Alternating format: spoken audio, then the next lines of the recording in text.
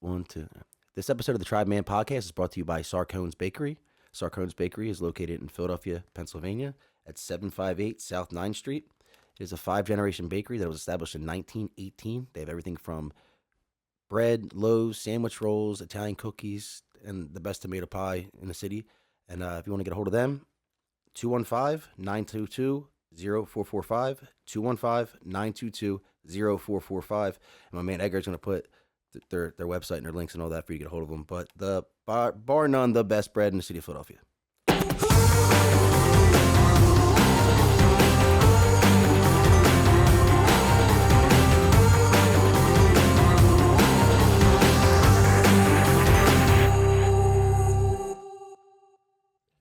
All right, welcome everybody back to the Tribeman Podcast. This is episode 10, milestone episode. And my guest just told me a fun fact that most podcasts never make it past the 5th episode. So this is episode number 10. And again, you can find us on YouTube and Spotify. And, I'm not going to say his name, but this week's guest, and as a new part, we do have a new studio here. My man Edgar hooked it up. This is a new set, a new look for everybody, which we hope you like because, I was skeptical before I saw it. Then I saw it, and then I remember why. Edgar makes the big bucks. It's Edgar's on top of it. Definitely an upgrade. And a new aspect of the show is, the Tribeman Podcast. I do bring on people who I have respect for and admire in my life, and introduce them to people because I think that they're worth knowing. And I haven't been saying why I bring these people on. So to start the episode now, I'm going to start saying why I admire this person. And me and my friends always joke about our fathers and how hard they worked, the generation before us, and how they don't make them like that anymore. Well, my guest this week is somebody, they do make them like that still. What I admire about him is his hard work ethic is that of a World War II veteran, and his consistency and also his humbleness too. He'll never say that because some people don't say that they're humble, but there's things that he's significantly younger than me too, and I do have him as a role model in my life whenever I don't feel like getting up out of bed and we're doing the next thing that, I could easily give myself an excuse. And with that, my first question is his name, so I'm not going to give him his name, but I'm going to introduce my guest right here. Shane, baby. Let's go, man. I appreciate that. And so we'll jump right into the questions right now, my man Shane. What is your name, full name? Shane Patrick Mistretta. Oh, man, dude. That's a little Italian. Irish and Italian, yeah. Yeah, right down the middle, bro. Yep. All right, well, I'll talk to your Irish side. Where are you from originally? I was born in Rochester, New York. Okay. And then moved here when I in 2004. So Port St. Lucie, my mom was just here. How old are you right now? 26. 26. So 2004, how old were you? 2004, let's see it. 20 years ago, so you were 6. So, 6. All right, so your developmental years were spent in Florida. Mostly here, yeah. For most of my life, I was Where's here? Port St. Lucie, since 2004, yes, sir. All right, so what was Treasure Coast like in 2004? Say 2004 to 2014. 10-year gap there where you were growing up. From what I remember, man, it was a lot quieter back then. I feel like it's been over the years just constantly more populated. You know what I mean? Yeah, it's like 600,000 people now. Fastest growing I've seen, but bro, back then, I mean, I feel like it's like the perfect city to grow up in. Yeah. It's quiet. A lot of people, I feel like before it was more of like a retirement town, but now it's like booming. So. Yeah, it definitely got a lot younger. I mean, I live in Martin County right next door, but I moved to Florida in 2012 to Port St. Lucie, so I spent about 4 years before I bought a house in Jensen in 2016. But what I will say, it is what different between like the Philadelphia, South Jersey areas. I don't see any litter on the streets here. None, dude. Zero. None. It's a clean, and then also it's a very bright environment. You know what I mean? There's no gray skies. Grass is always green. It's very good for the mentals. The seasonal depression doesn't happen here. And where I'm from up there, Nanuet is the town, bro. I feel like it's like stuck in time. Like it's like you go up there, it's like older. Yeah, it's like an older vibe. They don't got Walmart up there. It's ShopRite where everyone gets their groceries. So like it's different down here. It's like I feel like it's more modern down here compared to up there. I do agree with that, but then also I do find the charm in the older houses because obviously that's where the settlers settled first. So those houses are built. There's something very magical about that. All of our houses kind of look the same, and they're all one story because of the hurricanes. But I'll take our environment and our cinder block houses. Especially nowadays, I feel like they're making all houses they all look the same. Yeah, like it's like I feel like it's one company they all look the same, but up there every house is different. Yeah, very unique up there for sure. For sure. So what group were you in high school? No, I played sports, so I can't say I was a jock, but I was in like the What's Happening crew, like with the party crew. You know what I mean? Like, where's everybody gathering? So then I kind of intermingled. I kind of get to talk to everybody because every group has a hot girl, so we want them all there. So you make fun of all. So what group would you say you were in high school? In high school, man, I kind of kept to myself a lot. I did play football, and I'd say without football, I probably would have dropped out because that was what I looked forward to every day was football practice. So hanging out, I'd say hanging out. I guess you could say I was a jock, hanging out with my teammates and stuff. But for the most part, during like school hours, like I kept to myself. after school, look forward to football practice, hanging out with the teammates, stuff like that. So I'd say if you had to put me in a group, it'd be with the jocks. Yeah, because like you aren't. I wouldn't say you're an introvert, but you're not extra. Like you have to be engaged first, but then you get talking, and you're very sociable. You know what I'm saying? Dude, once I get going, everyone says it in a post-fight interview. I'll be saying anything because that's when the adrenaline's pumping, and like I got so much to say that everyone's like, you act so different in a fight. I'm like, it's because once you get me going, I'm going. Man. Yeah, I mean, when I started training with you, like it's hard to talk up to you because obviously this guy's an MMA fighter. He doesn't talk much and he kind of just looks at you, the same stoic face all the time. So it's like, do I want to break the? So tell me right now. So you're 26. You got a family, wife, kids. What's going on with that? I have a fiance, soon to be wife. Her name's Nicole Arantia. Yeah. So shout out Nicole. We will. Yeah. Shout out Nicole for sure. We will be married one day. She's bothering me about it every day. She's on me about it, but she should be. And then we have a 1 year and 5 month old now son. His name's Kai. Kai, man. Yeah. Hell yeah. So how's that been? How's parenthood changed over the last year and 5 months? Dude, when she first got pregnant, it is not it. You think you're ready for it. Like when it happens, it's like a shock. You're like, but I can do it. I can handle it, dude. It swipes you up. No sleep. Yep. First of all, no sleep. Gotta get used to no sleep.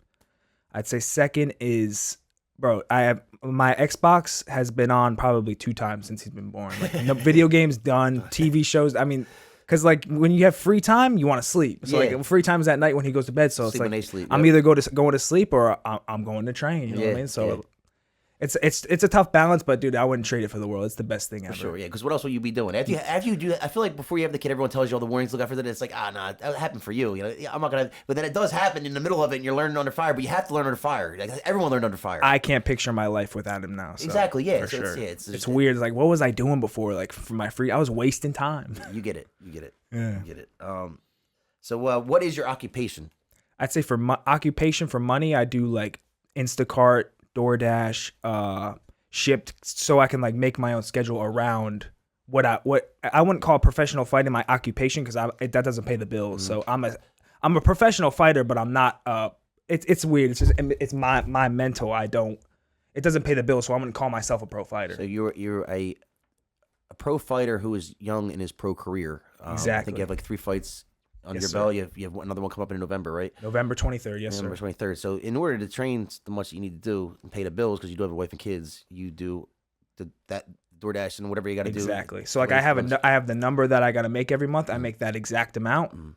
Nothing left over, and other than that, I'm in the training room. I'm on the mats getting better. You see, I mean, I think that's very important because like a lot of people like turn on UFC and they look at these fighters and it's the glitz and glam of it. But why I respect it is because I know what it took Dustin Poirier to get to that spot in that, you know what I mean, or that Max Holloway to get that spot. To even get a sniff of shine or anything like that. You're every day on the mats. You're multiple times a day. You're working crazy hours, jobs to pay the bills on top of working a full schedule training too, because it is a two full-time jobs. Yeah, it's a grind, man. It's sacrifice too, because like I said, I'm leaving 8 o'clock in the morning to get to practice by 8:30. Practice from 8:30 to 10:30. Then I'm driving from 11 o'clock till 5. Back at practice at 6 o'clock to 8 o'clock. I'm not home until 9 o'clock at night. I'm gone 13 hours a day. I barely get this. I'm sacrificing time with my family to make the dream happen. Yes, every day. Every day, man. Day in, day out, 6 days a week. And like now I kind of 2 points kind of link for me. Like you went to high school, even though you probably would have dropped off if you didn't go because you love football so much. So I think that you transferred that love into this. And exactly. I think you have to love it like you love it in order to do what you do. You have to. But then you see something like Mike Perry said something. You fall in love with the fight game. It's like falling in love with like the neighborhood hoe or the neighborhood thought. It's never gonna love you back. So like you got.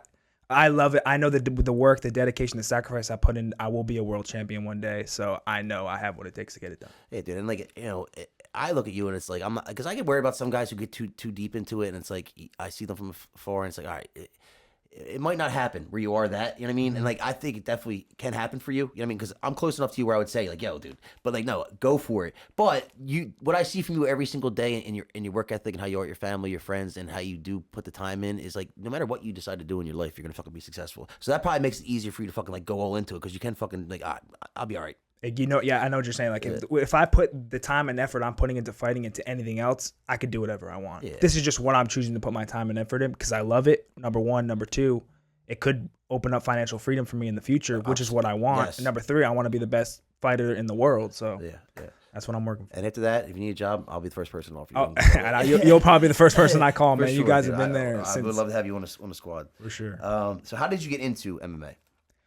I watched, I'd say the first time ever being introduced to anything fighting was Rocky movies, dude. I loved Rocky. Rocky 1, 2, 3, 4. Out, baby. 5 was all right. 6, but Rocky 1, 2, 3, 4. Tommy Guns, dude. Tommy Guns is all right. But when Rocky's not fighting or preparing for a fight, I don't want to see it, man. Yeah, a street fight. That was the fight scene. The first 4 are legit. Dude, and that's one of the reasons why I'm a southpaw, but I'm right-handed. Because in the movie, he's southpaw. He's left-handed. But I'm like, so growing up, I always did everything southpaw. So now I'm just a southpaw. That's how I fight. But I'm right-handed. That's the jewel of the interview already. That Shane Mistretta fights southpaw, even though he's right-handed, because of Rocky. Because of Rocky. But then progressing, I'd say the first real fight I watched was Floyd Mayweather versus Arturo Gatti. Okay. I don't know if you've ever seen that one. But my dad is a huge fight fan, so I've seen them all. All those coming up, yeah. I just remember watching Gatti get his ass whooped. It was like a 7th round TKO, but dude, he got knocked down like 5, 6, 7 times, kept getting back up. But that's just what I saw him, kept getting back. He's one of my favorite fighters of all time, dude. Gotti Ward.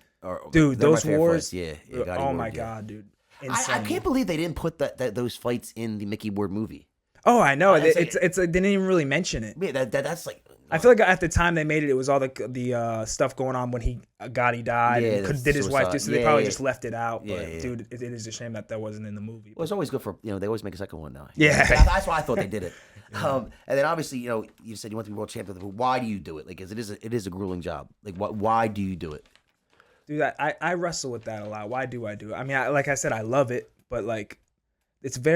I know the work I put in. Hard choice. You can do a lot, easier pass with your skills. Easier pass, and dude, I have a family now, so it's like I juggle. That's one of the main things I struggle with. Like, is what I'm doing best for my family? If I make it, of course it is. It pays off. But if I don't, that's the battle I go through every day. Well, as somebody who's 37 years old and is a big fan of the sport, if I could tell my 26-year-old self, like if I was you, I wasn't you at 26. I was worse than you at 26, like as far as a person, but I was just starting to get my shit together. But I would say it is possible for you, and you are at the age to do it, and you're around the right people to do it.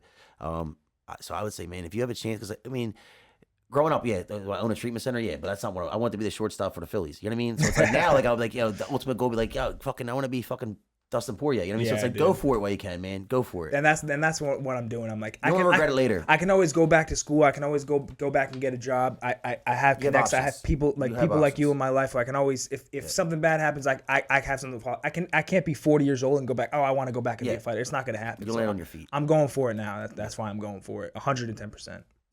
Love it. Favorite sport outside MMA? Football for sure, man. College or NFL? Big Dolphins fan. I'm not big into college ball. I mean, that's different for I'll gamble on college ball a little bit, but not NFL. I'm a big Dolphins fan. So. All right. So you think Tua should wear the bubble helmet? Oh, dude, he's got to wear the Guardian. Yeah. Got to. But he already said he's not. I don't know. I don't know what it is, but dude, he's coming back supposedly Sunday. So hopefully we can start turning things around. As a fan of a franchise, I wouldn't want to wear the bubble hat because it lessens the chance he gets another concussion, so he's not off the field again. Because you guys are dog shit without him. But you got to think. I feel like I saw something like a study of helmets don't even really do anything, man. Like even like headgear and sparring that does not stop head trauma. So it's like it's to each their own. So. Yeah, because it's a snapback it gets you. Regardless, the brain's gonna rattle. So I mean. I just want him back, like you said, Turner. We're 2-4 right now. Hopefully, we can right the ship and get a win on Sunday. The AFC East is still grabbable. I mean, no one's really that hard ahead of it. I mean, the Jets, Buffalo, but there could be 2 teams that come out of there now. You know what I mean? Yeah. All right, so this is an off the wall question. We're gonna go into some funny ones. Like, give me a situation where rain is good. Dude, when you sent me that question, I'm like, what does he mean by that? I don't know if you meant like would you like an example of my situation? Give me an example. All right, it's Sunday. You got the crock pot on, chili's in the pot. Your favorite team, so in my case, the Eagles, got the 1 o'clock game, right? So you got the smell of the chili in the house, and then it just starts raining. You know what I mean? Outside, and then say you got your kid, your dog, your girl just sitting on the couch. There's nothing to do today but watch football. Everyone else is just watching football. That's a moment where you look around and you're like, I hit the lottery. Yes. I got the kid in one hand, got the girl in the other, watching the Dolphins up 30 on a Sunday with the rain going, like you said, with the crock pot. That's a great way to say it, dude. In those moments, I look up at the sky. I say, you see me, Pop? Because big part of my life, my grandfather is, and it's like, he always used to say, I wonder what the poor people were doing. Mm-hmm. Not that he was rich, but like when he would have those moments, that's a rich moment. Yeah. And he would say, I wonder what the poor people are doing. Exactly. We're not rich, we're wealthy. Yes. Some people are so poor as all they have is money. Mm-hmm. A song that when it comes on, it reminds you of somebody. Dude, just recently, it's the Baby Shark. You know that the Baby Shark, dude. Probably 100 times a day in my house. It reminds me of my son. That's gonna be my walkout song November. I'm walking out to it. That'll lock me right in. Yeah, hell yeah, dude, hell yeah. Let you know who you're fighting for. All right, so rock and roll. It's my two favorite, like the best bands of all time, I think, are the Rolling Stones and Led Zeppelin. And I'm partial to the Stones, but I could make an argument if they did verses. I could put 2 to 3 Zeppelin songs that would just fucking blow. You know what I mean? So I can make an argument from both sides. But I would say, as a front man, do you prefer a Mick Jagger type or a Robert Plant type? I'm gonna have to disappoint you. You sent me the questions beforehand. I had to look those two guys up. Oh my god! I've heard of Led Zeppelin. I've heard of the Rolling Stones. But Mick Jagger, dude, I'm sorry, man. I was like, I had to Google them. All right, listen. Go home and just watch Mick Jagger move on stage, and you'll perform better in the bedroom with your woman the next time you go. I promise you. I promise you. God, dude. I'm sorry, dude. All right, so as far as women, yeah, the aesthetic of a woman, would you rather a Taylor Swift body type or a 2016 Adele, Chasing Pavements? Let me just say something. Ever since Taylor Swift has dated Travis Kelce, and there's ever a Chiefs game on, and they show her a million times, and I can't stand her, dude. I just can't. But body type, I don't disrespect. I'll go 2016 Adele. All right, yeah. See, I'd rather have the curves, dude, than the drywall. You know that's what I'm saying. You want something to grab onto. Yes. And on that couch, you know what I mean, in the rainy day, it's yeah, temperature drops. Going back to that exactly. rainy day, yeah. Yeah, who do you want sitting with you on a rainy day? And who do you want making the chili? Adele or fucking Taylor Swift? Give me that 2016 a stale ass chili. You don't want a stale ass chili. All right, so how do you keep such a positive outlook? Because you do, and you do a job that would make me miserable every day. You know what I mean? Like it's obviously overall, but it's a grueling thing. How do you keep such a positive outlook day to day? Dude, I would be lying if I didn't say it was like sunshine and rainbows all the time. Because it's not. Like, I battle every day. Like, keeping a positive mindset. Main thing I struggle with is self-doubt, dude. Like the negative thoughts. But I just try to push those out with positive thoughts. And Poria, you brought him up. He said something before where it was like, negative thoughts start coming in his head, and he literally tells himself, don't talk to me like that. So I've adopted that, and I tell myself, don't talk to me like that. Whenever negative thoughts creep in, you're not like, I'm not good enough, I'm not going to make it. You're 26, you have a kid, you have a family, what are you doing? Get a job, get a career. Why are you chasing this dream?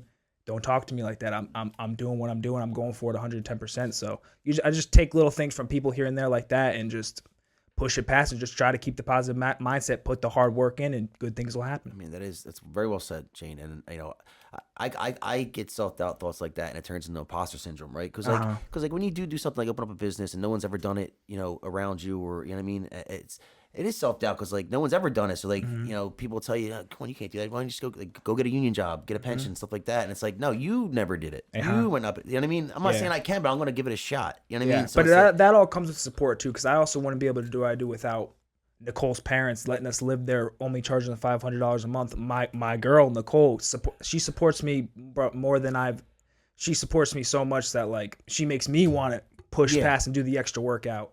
My mom, my family, but I have a good support system also. It's not just me, so it's awesome. It's on that. Very key. So we got all right. What is love? Now I'm asking a professional MMA fighter a question, right? What is love? Dude, I thought I knew what love was. Like when I met my girl and like in relationships, like, yeah, I love you. Like, yeah, I love you. Like love. But then when I held my son for the first time and I looked at my son, I'm like, I've never loved anything more. I'd walk through 10 burning houses just for him not to feel 1 ounce of sadness. You know what I mean? Crazy, so, right? Like, crazy. So like now I know what love is. Like I would do anything for him. So. And I wouldn't. You're not a selfish person by nature. You know what I mean? Me, I think selfishly. You know what I mean? So it's something I obviously have to work on. You know what I mean? That I do work on. But like in an instant, you know what I mean? There's some relatives who I wouldn't, put my hand over a flame for 5 seconds. My own father, I wouldn't do that for. Yeah, so my son, my girl, immediately, you cut off my head, ISIS, right now. Just let my daughter get out of here. You know what I mean? Immediately, I don't care. Yeah. It's just wow.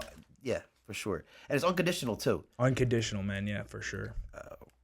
So then, what would you say a productive member of society is? Like a man that you would say, pat him on the shoulder, that's a good guy. When you sent me that question, the first person that came to my mind was Dan Donaldson, man. Would give you the shirt off his back, runs a team out of his own garage, sacrifices his living space for us to come in and use it multiple times a day, man. I would say Dan is like an example of a productive member of society. I mean, I definitely, brotherly love, definitely, sometimes I think Dan was from Philadelphia sometimes. Dude, I'm telling you, Dan acts like this tough guy, but he is like, he will give you the shirt off his back. He's the nicest guy.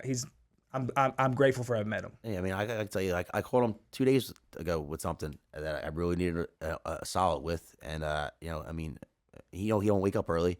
I called him very early, and he fucking answered the phone, and he helped me. You know what I mean? And it's like just like that, just to have somebody like that. He's the person you call because I don't got many people like that in my life. You know what I mean? That I can let in with my information, stuff like that. And we talk to him, it stays there too. So I mean, yeah, definitely. Like that's the reason why I admire him is just for sure. The story how I met him is crazy, man. So I was working at Walmart doing I sometimes I'd get out super late, 2, 3, 4 o'clock in the morning, and I would go. At the time, I was self-trained. I was like 18, 19 years old. I was just hitting bags at LA Fitnesses. So I'd go to Anytime Fitness at 3 a.m. and I see him. We were like one of the only 2 people in the gym. And I've been to the Rise of a Warrior before, and like because I messaged them. At the time I was trying to get fights with not even being trained or anything. I was just training myself. And at the time, I did have a fight. I had a fight like lined up on the west coast of Florida, and it was for this shady promotion. The guy. Keep in mind, I've never trained or anything in my life. The guy offered me a 5-0 guy at 170. I was about to get murdered. Yeah, murdered. I took it. I was going to bring my brother and my sister's boyfriend at the time, and we were just going to go. Yeah. So it was like 2 weeks out from the fight, and I was hitting the bag at 3 a.m. Anytime Fitness, and I see Dan looking at me from across, so I pull up his Instagram. I say, "Is this you? You run Rise of a Warrior, don't you?" He's like, "Yeah, that's me." And he was like, and then I was hitting the bag. He's like, "Yeah, you train? Where do you train at?" I'm like, "I just train here in LA Fitness, but I do have a fight in 2 weeks." He's like, "What are you talking about? Where?" And I said, "West Coast of Florida." The guy's like 5-6-0, I think. It was 170, and like keep in mind now, I fight at 145, 155, and the fight was at 170. Yeah. He's like, "Dude, you're 18 then." And I was 18, 19. He's like, "Dude, call the promoter tomorrow. Tell him you're hurt, and come train with me and my guys." And at the time, they were at RT Jensen, and he sent me the address, and I went the next day, called the guy, pulled out of the fight, and I've been with Dan ever since. Yeah, that's another thing I will say about him too. Like he doesn't put on fights. Just he will never. He cares about people. Yeah. Yeah, for sure. He's not gonna make no shit fight, and he's not gonna make no fight where it's always. It is the best amateur show in the state of Florida, hands down. And it's a fucking fun time too. Fun time, dude. Yeah. Fun time. Got a couple questions left. What would you say a good parent is? What makes a good parent?